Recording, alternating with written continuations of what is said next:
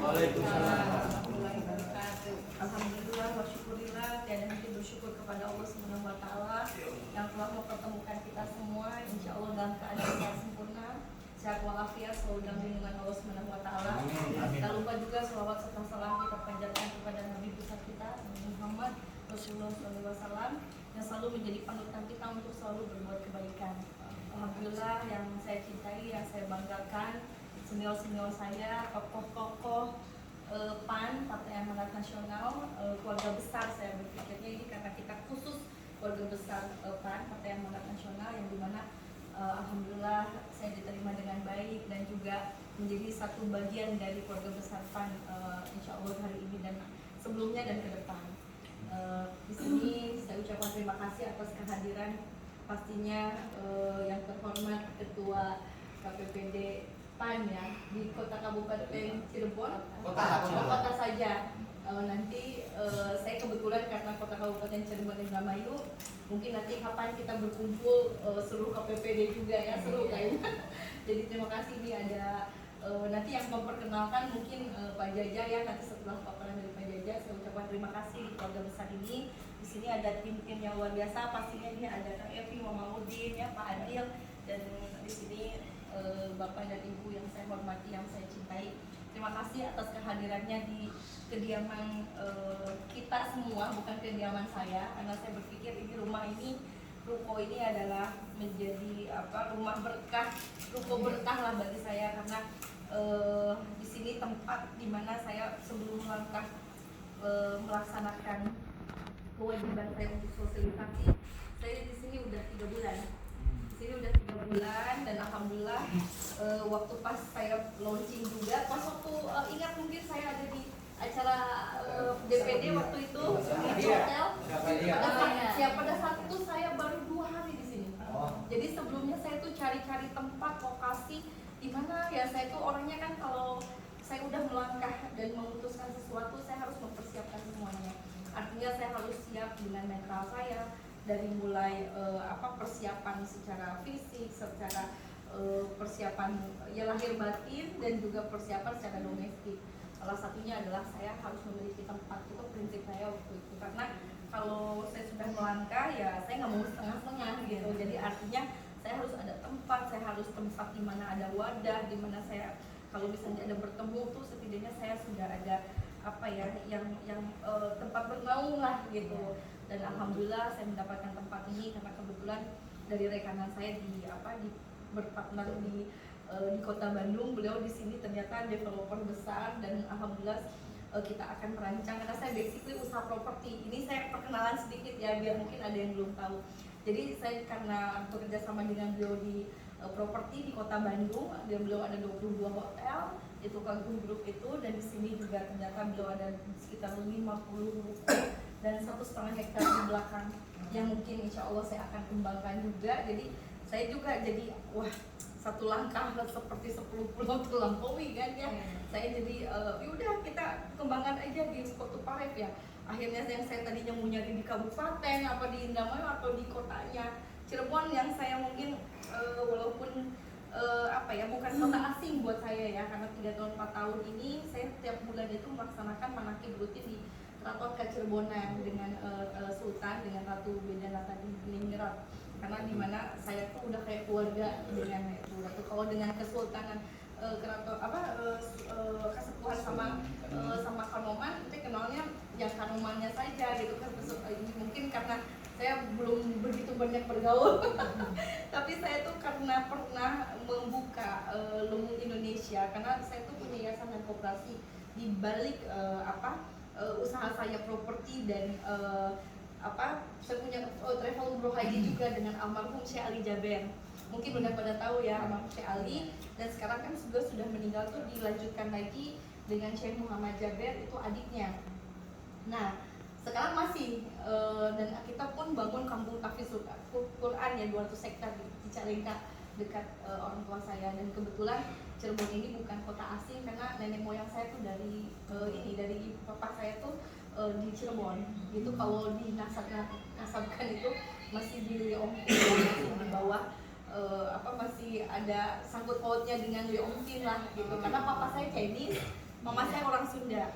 Jadi alhamdulillah saya terlahir dari suku yang berbeda, agama yang berbeda. Bahkan saya pun mungkin walaupun lahirnya kata mama itu saya diazankan secara Islam dan semua secara Islam, mungkin saya waktu itu kan mengikuti papa dengan acara agama Buddha ya. Jadi waktu saya umur 1 sampai 6 tahun sampai SMP saya belajar agama Buddhis gitu, karena papa saya Buddhis kan Buddha. Nah setelah dari perbedaan itu kan SMP sampai SMA itu saya Kristen. Jadi perjalanan saya tuh melanglang buana gitu. Tapi saya pun berpikir bahwa segala sesuatunya itu kan ada pembelajaran yang baik ya gitu. Karena namanya kita ngikutin orang tua, dan alhamdulillah ya pada prinsipnya saya ada satu training di mana saya tuh dapat hidayah untuk bisa belajar tentang Islam. Belajar bagaimana saya harus saya tuh belajar sendiri karena kan nggak ada yang ngajarin ya. Kayak gitu kan hidayah ya, saya pengen belajar. Kadang-kadang saya tuh dengar azan tuh kayak Allahu Akbar sampai merinding gitu, merindingnya tuh kayak merinding sekali gitu. Kayak Allahu Akbar gitu, saya sampai berdebar gitu, ini tuh ada apa gitu. Sampai saya tuh kadang trauma, nggak mau lewat ke masjid gitu, atau nggak mau timing azan itu, saya tuh takut gitu. Tapi karena saking nggak tahu rasa ini apa gitu, kok berdebar gitu. Terus kalau ada yang ngaji gitu, auzubillah, saya tuh kayak hati tuh kayak mau lepas kemana gitu. Jadi sampai saya bilang, kayaknya saya harus, kenapa sih orang harus sholat, kenapa sih harus wudhu, kok capek-capek banget. Saya kan kalau tiap minggu saya beribadah tiap minggu aja gitu kan. Nah, tapi di sisi lain ternyata saya belajar tentang semua agama tuh, semua belajar tentang kebaikan. Dan alhamdulillah saya mungkin terpanggil sebagai seorang muslim, di mana saya harus berhijrah, saya harus belajar dari betul-betul nol. Walaupun saya sempat diusir dari rumah sama papa saya karena mungkin berbeda gitu, tapi saya alhamdulillah hijrah ke Bandung. Saya kan lahir di Garut ya, jadi nenek saya tuh udah meninggal 93 tahun dari papa kan Tionghoa ya. Jadi yang saya bilang masih ada keturunan Tionghoa yang di dunia ya. Jadi saya belajar bahwa harus tetap berbaur dengan sama. Bahkan semakin kesini semakin memahami bahwa saya memang jalan hidup saya sebagai seorang muslim udah nggak bisa dinilai karena memang sudah keyakinan yang jadi keluarga pun juga ya sudah harus 10 tahun lah memahaminya setelah saya bisa sampai secara ekonomi baru bisa diinikan ya. Nah di situ saya berpikir bahwa segala sebuah keputusan itu kan kalau saya untuk memutuskan berarti secara lahir batinnya saya harus sudah siap. Jadi saya tuh udah dilatih secara mentalnya ya begitu ya. Jadi artinya saya berusaha dari nol semuanya, mulai dari usaha yang ya kecil-kecilan lah gitu, sampai saya pun pernah jadi cleaning service. Jadi supaya dapat uang, karena kan namanya dibuat dari rumah kan harus mulai dari sebuah jaringan kan gitu. Nah akhirnya setelah dari itu semua saya berpikir bahwa satu kunci kehidupan itu adalah kalau kita meyakini sesuatu, bismillah, Tuhan Allah tuh pasti akan berikan petunjuk dan jalannya. Jadi kalau kita sudah yakin, energi keyakinan itu akan timbul dan tumbuh dengan sendirinya, itu akan menjadikan kekuatan gitu. Seperti itulah saya juga, insya Allah, walaupun saya mungkin masih minim pemahaman secara politik, saya juga di silaturahimkan di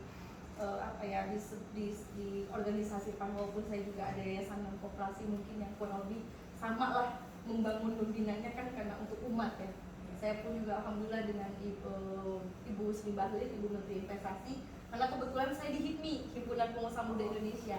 Saya udah pengurus Jawa Barat dan saya pun pernah di BPWI. Jadi dengan zamannya Pak Bahlil, Pak Menteri Bahlil Lahadalia, yang Menteri Investasi saat ini, itu saya udah mengenal 17 tahun yang lalu. Jadi saya tuh di Jayapura udah berapa kali ke tempatnya abang saya itu sama kakak saya. Jadi saya membangun namanya Lumbung Indonesia.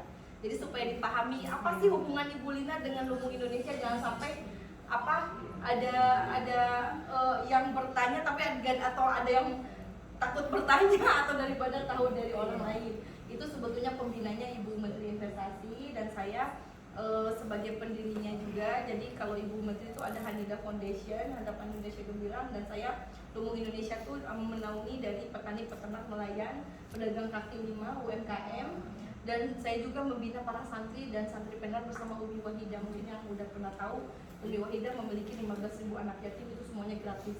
Itu jadi pembina, penasehat di Lumbung Indonesia gitu. Jadi mungkin sometime kalau kita bikin grup atau apa, nanti saya akan share bagaimana program Lumbung Indonesia. Jadi itu pun yang akan saya terapkan di Kota Kabupaten Cirebon Indramayu, khususnya dapil saya gitu. Karena di bagaimanapun saya nggak mau banyak janji gitu kan. Saya akan melakukan apa yang sudah saya lakukan. Jadi saya tuh melakukan sesuatu tuh melangkah seperti saya ngobrol ke Pak Jaja saya akan sosialisasi semampu saya.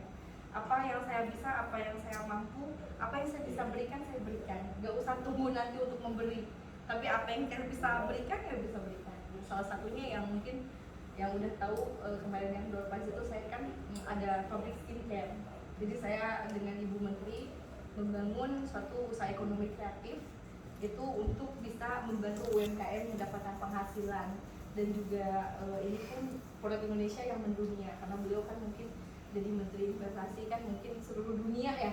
Jadi membawa produk Indonesia yang misalnya wilayah mana, makanya saya setiap sosialisasi ya Kak Evi ke desa-desa kelurahan, di sini ada bahan baku apa yang saya bisa jual. Oh Bu, saya mau ada ikan katanya ya, ada jahe, ada apa. Kebetulan saya juga ada tim packaging gitu kan yang selalu menciptakan sesuatu, dan itulah yang saya lakukan.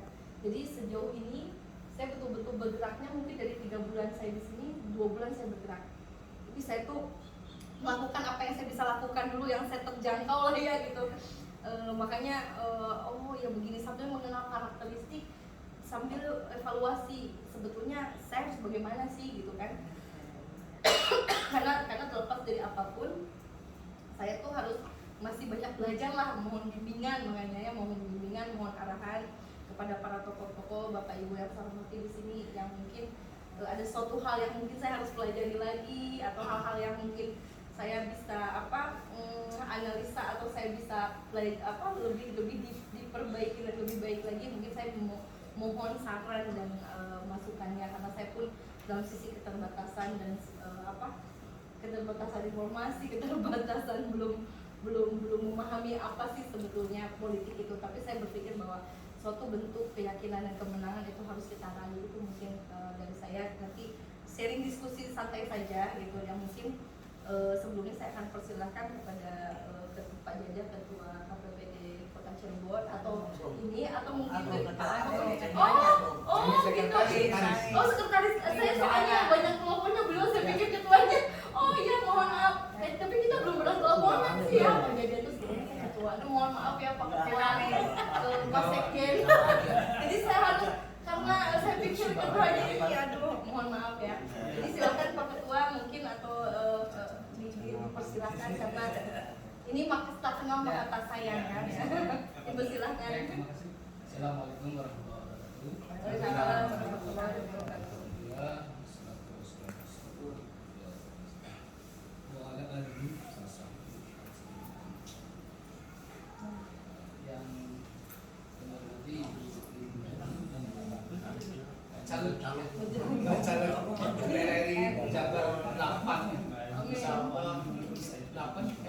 Dapat.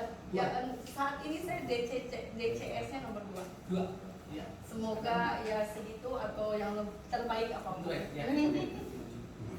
Dan teman-teman pengurus KPPD, Kabupaten Daerah, dan ada juga kader kita juga Mas Epi, yang sangat luar biasa, yang saya amati selalu dua.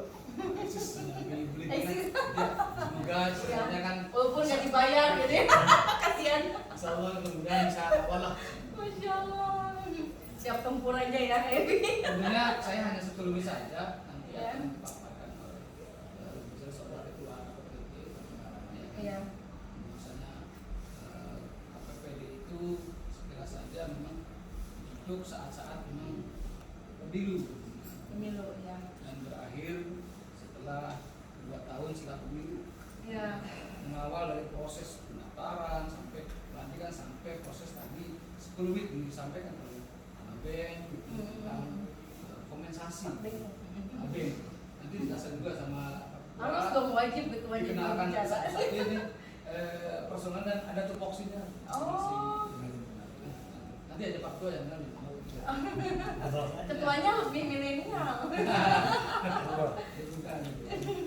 Saya pengantar saya beberapa minggu yang lalu sedangkan komunikasi sama BIN, delegasi dari KPPD dua untuk mengkomunikasikan dengan BIN.